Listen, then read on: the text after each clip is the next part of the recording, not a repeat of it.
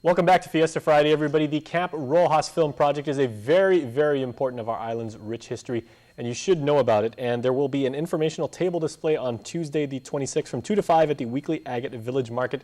The project is seeking the community's help to identify other residents not currently included in the list. Now, two friends of mine here are working on the film, Bernie Schumann and Bert Sardoma Jr. Guys, welcome back. I haven't seen you guys in a while.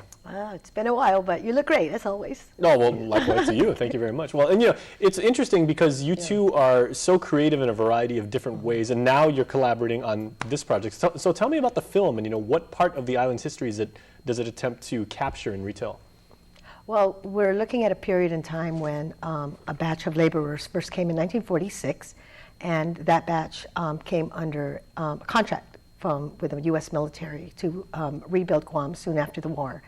And most of them were Visayan contract laborers recruited out of Iloilo in the Panay Islands in the Philippines. And those first batch of workers from the 40s on to the early 50s was our fathers. Bert and my father was included in those batch of workers.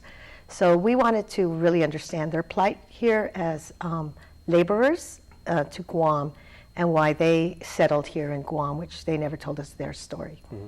Now, I got to ask Bert, because stylistically, you've made your mark here on Guam, not only as a musician, but also as a photographer, one of the better ones on Guam, and we've collaborated with you on sometimes.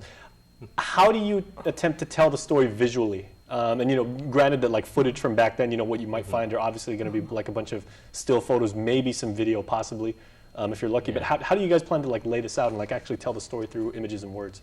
Well, it started as a personal project of ours, just to find out, about our dad's past, because they never talk about Camp Roxas. Mm.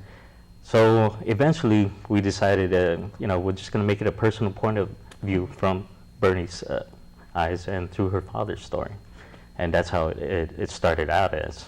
But the more it's still a personal point of view. The more we do this documentary, it just grew into a bigger thing, and a lot of more people got involved, and we wanted to make sure that it's still a personal point of view, but also help people visualize what was Camp Roxas like back then, through our father's eyes.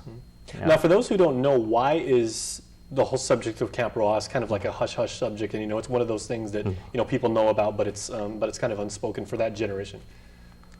Right, like I said, our fathers hardly talk about the camp itself, because it was actually for some of them it was really a hard life.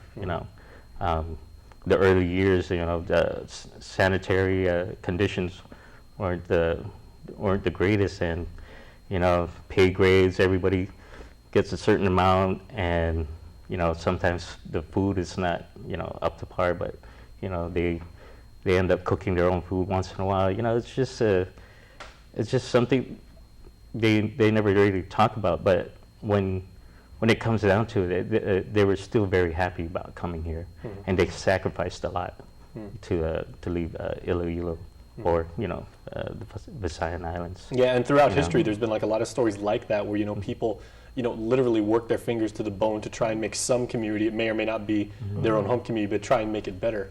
Exactly. So this is obviously a very important part. So Bernie, as I said in the intro, you're looking for more contributions and people who may have ties in their lineage to that. If people come to the informational display and they maybe have an idea, like I've heard something, or like one of my relatives and everything, how do you guys want to hopefully try and like qualify these people? Right now we have we call it an unofficial listing, because there has no listing of any of these folks other than from the earlier Camp Roxas Association, which was started by the men back then. So we started off looking at that list, and it was only about 150, and it started to grow and grow as we started to educate the community about Camp Roxas.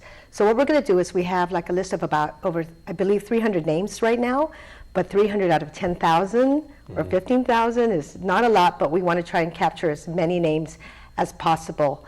I know it will never ever be a complete list, but at least it will exist for the time being, and we hope that once we can capture as many people as we can, we'll make this our official list for at least a film project. All right, now real quickly, as is so often the case with documentaries, you can go into the project thinking, I want to tell a specific story in a specific way, but then what you learn from doing interviews with the subjects is it pivots into something completely different, or it spins off another project. Exactly. Real quickly, what have you guys learned from this so far?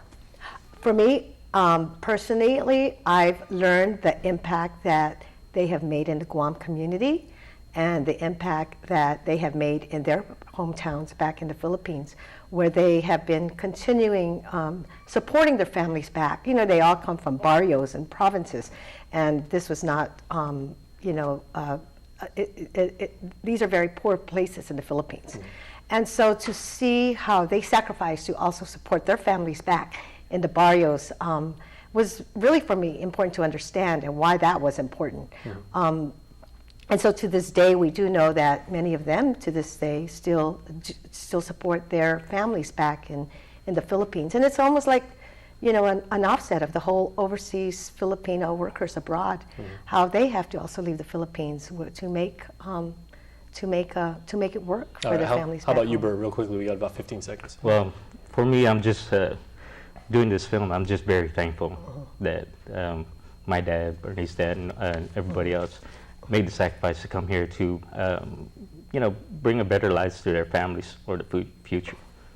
So, and it's very heartwarming to listen to them tell their stories. All right, well, that's a very noble pursuit, and certainly that generation of workers should be recognized and should be appreciated. So once again, ladies and gentlemen, that's going to be Tuesday, November 26th, down at the weekly Agate Village Market. You got a quick number where people can contact you guys? They can call me at 777-8412. We also have a campaign film site, campaign website, where people can go on to Indiegogo.com and search for our campaign Under the American Sun. Yeah, Under the American Sun, Very cool. to support our project. All right, well, Bernie and Bert, thanks so much. Thank you. All right, we'll talk to you Thank you. soon as the project continues to evolve. And thank you.